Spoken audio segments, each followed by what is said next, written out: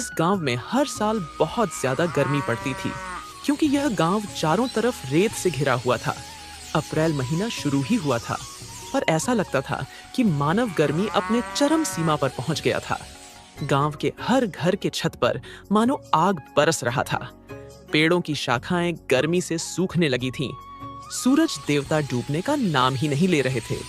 यह गर्मी का मौसम अमीरों के लिए बहुत ही सुहाना था, पर गरीबों के लिए उन पर मुसीबत का पहाड़ टूटना जैसा था। हे ऊपर वाले, इतना ज्यादा गर्मी कर दी है आपने, कुछ तो तरस खाओ गरीबों पर। देख रही हो माधुरी, इतनी भयानक गर्मी पड़ रही है। इस बार घर से बाहर निकला भी नहीं जा रहा है।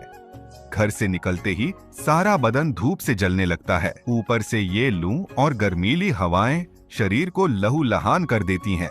हाँ जी, सच कह रहे हैं आप। गर्मी इतनी हो रही है कि घर के अंदर रहा भी नहीं जा रहा है। इससे पहले इतनी गर्मी कभी नहीं हुई।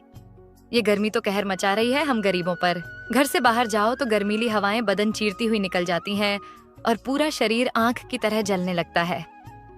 आप सच बोल रहे हैं जी, ये गर्मी हमारे लिए काल बनकर आई है। अमीरों के घर में ऐसी चल रही होगी और हम गरीब एक पंखा भी नहीं खरीद सकते हैं। हे भगवान, कुछ तो तरस खाओ।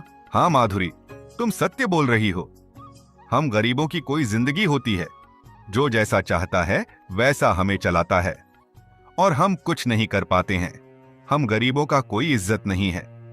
अमीर तो हमें अपने पैरों की धूल समझते हैं।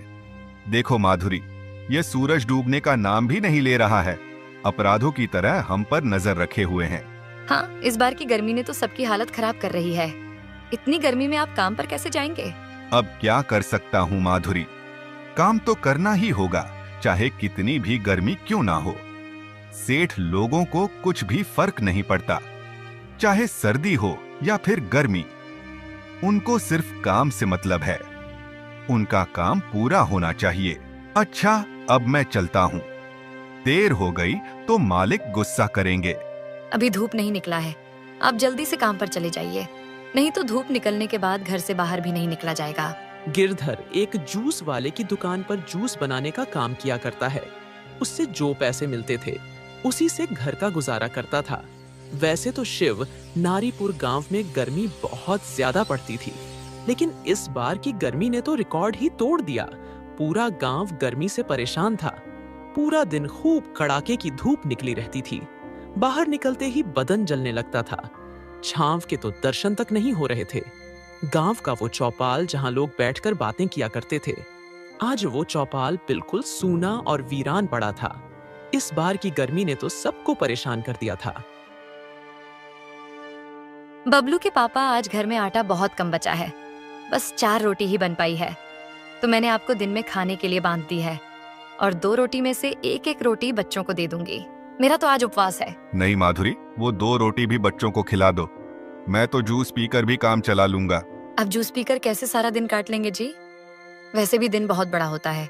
तुम घबराओ मत माधुरी, शाम को जब वापस घर आऊंगा तो राशन ले आऊंगा, तब रोटी बना लेना आराम से। माधुरी को भी पता था 1 गिलास जूस से सारा दिन नहीं कटेगा, पर गरीबी के कारण वह कुछ कर भी नहीं सकती। गिरधर काम के लिए घर से बाहर निकलता है। बाहर बहुत तेज से धूप और गर्मीली हवाएं चल रही थीं। इस कड़ाके की गर्मी और गर्म लू के कारण गिरधर का शरीर धूप से मानो जलने लगा था। धोती और कुर्ता में उसे और भी गर्म लग रही थी, पर वह मजबूर था, क्योंकि जब वह काम पर जाएगा तभी वह अपने परिवार का पेट पाल सकेगा। धूप से बचने के कारण गिरधर सुबह 6 बजे अपने मालिक के दुकान पर पहुंच जाता है। अरे भोला आ गया, बहुत अच्छा काम किया तूने जो इतना जल्दी आ गया, नहीं तो धूप इतनी तेज हो जाती कि घर से बाहर निकलने के लिए तुझे 100 बार सोचना पड़ता। सूर्य देवता न जाने हम लोगों से इतना नाराज क्यों है जो आग उगल रहे हैं। इस गर्मी ने लोगों को घर में ही कैद कर दिया, कहीं आने जाने के लिए 100 बार सोचना पड़ता है। आप सच बोल रहे हैं मालिक, इतना गर्मी पड़ रही है कि घर से बाहर नहीं निकला जा रहा है, और ऊपर से ग्राहक भी नहीं आ रहे हैं। क्या करें मालिक, कुछ समझ में नहीं आ रहा है। अच्छा गिरधर, ज्यादा बातें मत करो, जाकर गिलास धो, ग्राहक आते ही होंगे। जी मालिक, अभी जा रहा हूँ। गिरधर गिलास धोने के लिए चल देता है। कहते हैं ना, गरीबी और भूख इंसान से सब कुछ करवा लेता है, और आज गिरधर को घर राशन भी ले जाना है, वरना उसका परिवार भूखा ही रह जाएगा। वह गिलास धोकर लोगों को ठंडी ठंडी जूस पिलाने लगता है। गर्मी ज्यादा होने के कारण गिरधर का भी मन कहने लगा कि वह भी एक गिलास जूस पी ले। जैसे ही गिरधर जूस पीने के लिए गिलास मुख के पास ले गया, वैसे ही सेठ पहुंच गए। सेठ उसे देख लेता है जूस पीते हुए और गुस्से में बोलता है, गिरधर, तुम्हें यहाँ जूस पिलाने के लिए काम पर रखा हूँ, खुद पीने के लिए नहीं। मैं खुद पूरे दिन में एक बार जूस पीता हूँ, इस दुकान का मालिक होकर भी, और तू नौकर होकर भी जूस पिएगा। ना जाने कितना गिलास पी चुका होगा, इसलिए आज तेरी दिहाड़ी से 4 गिलास के जूस के पैसे काट लूंगा, तब पता चलेगा तुम्हें, और कल से तुम यहाँ काम पर मत आना। नहीं मालिक, ऐसा मत करिए। आज गर्मी बहुत ज्यादा लग रही थी, इसलिए 1 गिलास जूस पिया हूं। दोबारा ऐसा नहीं होगा मालिक। कृपया करके आप मेरा दिहाड़ी मत काटिए, नहीं तो मेरे बीवी बच्चे भूख से मर जाएंगे मालिक। मेरा बच्चा इंतजार कर रहा होगा मालिक। जब मैं यहाँ से जाऊंगा तब राशन लेकर जाऊंगा, तब खाना बनेगा। इसलिए मालिक दिहाड़ी मत काटिए, दोबारा ऐसा गलती नहीं होगा। ये सब तुझे जूस पीने से पहले सोचना था। मैंने ठेका नहीं लिया है तेरे बच्चों का पेट भरने का। बेचारा गिरधर पैसे कम मिलने से परेशान था। उसे क्या पता था कि 1 गिलास जूस उसे इतना महंगा पड़ जाएगा। माधवपुर नाम के गांव में मुकेश नाम का किसान अपनी पत्नी कोमल के साथ रहता था। मुकेश के पास एक छोटा सा जमीन का टुकड़ा था। मुकेश उस जमीन पर खेती करके अपना और अपनी पत्नी का पेट पालता था। मुकेश बहुत मेहनती था और मुकेश की जमीन पर फसल भी अच्छी होती थी। कोमल, इस बार हमें ज़्यादा मेहनत करनी है। हमारी पूरी फसल इस बार की मेहनत पर टिकी हुई है। इस बार अगर फसल अच्छी हो गई तो बाजार में जाकर बेचने पर अच्छे पैसे मिलेंगे। फिर तुम्हें जो खरीदना है खरीद लेना। हाँ जी, आप इस बार खूब मेहनत करना। और फिर बात ये भी तो है, मुझे नई साड़ी लानी है। अरे हाँ, जो कुछ भी लाना है ले आना। तुम इतनी चिंता क्यों कर रही हो? और चलो, अब मैं खेत पर जाता हूँ, और वैसे भी आज बहुत काम है खेत में। इतना कहकर मुकेश वहां से चला जाता है। मुकेश खेत में करी धूप में काम करता है। शाम हो गई, अब मुझे लगता है घर चलना चाहिए। वैसे भी बहुत काम कर लिया। आज कोमल घर पर इंतजार कर रही होगी। इतना कहकर मुकेश अपने घर की तरफ निकल जाता है। आ गए आप, मुंह हाथ धो लीजिए, मैं खाना लाती हूँ। मुझे पता है आप बहुत मेहनत करके आ रहे हो। हाँ कोमल, मैं मुंह हाथ धो लेता हूँ, फिर तुम मुझे खाना देना। वैसे भी बहुत तेज की भूख लग रही है। खाना खाकर दोनों पति पत्नी सो जाते हैं।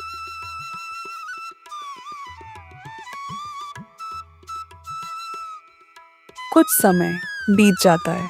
एक दिन अचानक कोमल की तबीयत खराब हो जाती है और मुकेश के पास तो इलाज करवाने के पैसे भी नहीं होते। मोहन भाई, तुम तो मेरे दोस्त हो, तुम मेरी मदद जरूर करोगे। हाँ मुकेश भाई, मैं तुम्हारी मदद जरूर करूंगा, लेकिन तुम्हें किस चीज की मदद चाहिए ये तो बताओ। भाई, मेरी पत्नी की तबीयत खराब है और मेरे पास इलाज करवाने के लिए बिल्कुल भी पैसे नहीं हैं, तो तुम मुझे कुछ पैसे उधार दे दो, मैं तुम्हें लौटा दूंगा। भाई, पैसे तो मैं नहीं दे पाऊंगा इस समय, तो मैं भी कर्जे में चल रहा हूं, मुझे माफ करो। मुकेश अपने दोस्तों और रिश्तेदारों से पैसे मांगता है, लेकिन कोई भी उसकी मदद नहीं करता। उसकी ये बात ही सरपंच को पता चलती है। सरपंच बहुत लालची था। सरपंच के दिमाग में लालच आ जाता है। क्यों ना मैं मुकेश से जमीन गिरवी रखने की बात करूं। गरीब किसान से पैसे तो दिए नहीं जाएंगे और फिर उसकी जमीन मेरी हो जाएगी। वैसे भी उसकी जमीन में फसल अच्छी होती है। मुकेश अपने खेत में काम कर रहा होता है, तभी वहां पर सरपंच आ जाता है। अरे सरपंच जी, आप बताइए, मुझ गरीब के खेत पर कैसे आना हुआ? मुझे बुला लिया होता। कुछ नहीं, मैं यहां से गुजर रहा था तो मैंने तुम्हें देखा तो यहां आ गया। वैसे तुम मुझे कुछ परेशान से लग रहे हो। बताओ मुझे क्या बात है, मैं तुम्हारी मदद करूंगा। क्या बताऊं सरपंच जी, आपको मेरी पत्नी कोमल की तबीयत खराब है। जितने भी पैसे थे सब इलाज में लगा दिए, और वैसे भी खेती में भी नुकसान हो रहा है। पत्नी के इलाज के लिए और पैसे चाहिए, कहाँ से लाऊं, कुछ समझ नहीं आ रहा। अच्छा, तो यह बात है। तो तुम चिंता क्यों कर रहे हो? कितने पैसे चाहिए मुझे बताओ, मैं दूंगा ना तुम्हें पैसे। किया सच में सरपंच जी, आप मुझे पैसे दोगे? वैसे मुझे 20,000 रुपये चाहिए। अगर आप मुझे दे दोगे तो मैं आपका एहसान कभी नहीं भूलूंगा, और मैं पैसे भी समय पर लौटा दूंगा। पैसे तो मैं तुम्हें दे दूंगा, लेकिन तुम्हें मेरे पास अपनी कोई कीमती चीज गिरवी रखनी होगी। माफ कीजिए सरपंच जी, लेकिन मेरे पास तो कोई कीमती चीज है ही नहीं गिरवी रखने के लिए। कौन कह रहा है तुम्हारे पास कोई कीमती चीज नहीं है? ये जमीन है तो, जिसमें तुम खेती कर रहे हो। यही जमीन तुम मेरे पास गिरवी रख दो और मुझसे पैसे ले लो। लेकिन सरपंच जी, अगर यह जमीन मैं आपके पास गिरवी रख दूंगा तो खेती कहाँ पर करूंगा? और अगर खेती नहीं करूंगा तो खाऊंगा क्या? मैं तो भूखा मर जाऊंगा। नहीं, मैं अपनी जमीन गिरवी नहीं रखूंगा। मुकेश की बात सुनकर सरपंच मन ही मन में कुछ सोचता है, फिर कहता है, अरे तुम मेरे होते हुए चिंता क्यों कर रहे हो? तुम एक काम करो, अपनी जमीन मेरे पास गिरवी रख दो और उसके बदले मुझसे पैसे भी ले लो। और यहां से ठोरी आगे मेरी जमीन पर ही है। तुम्हारी जमीन से तो छोटी है, लेकिन तुम उसमें खेती करो और जो भी अनाज होगा उसे तुम रख लेना बदले में। मैं तुम्हारी जमीन का अनाज रख लूंगा, ठीक है? ठीक है सरपंच जी, मैं आपका एहसान जिंदगी भर नहीं भूलूंगा, और मैं आपके पैसे भी समय पर लौटा दूंगा। अब मैं चलता हूं। इतना कहकर मुकेश वहां से चला जाता है और सरपंच वहीं पर खड़ा हुआ मन ही मन में खुश हो रहा होता है। कितना मूर्ख है यह, मैंने इसे बंजर जमीन दे दी जिसमें अनाज का एक दाना भी नहीं उगता। अब आएगा मजा।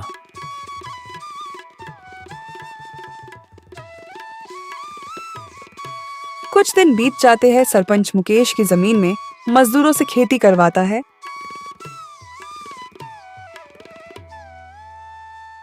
और दूसरी तरफ मुकेश सरपंच के खेत में मेहनत कर रहा होता है।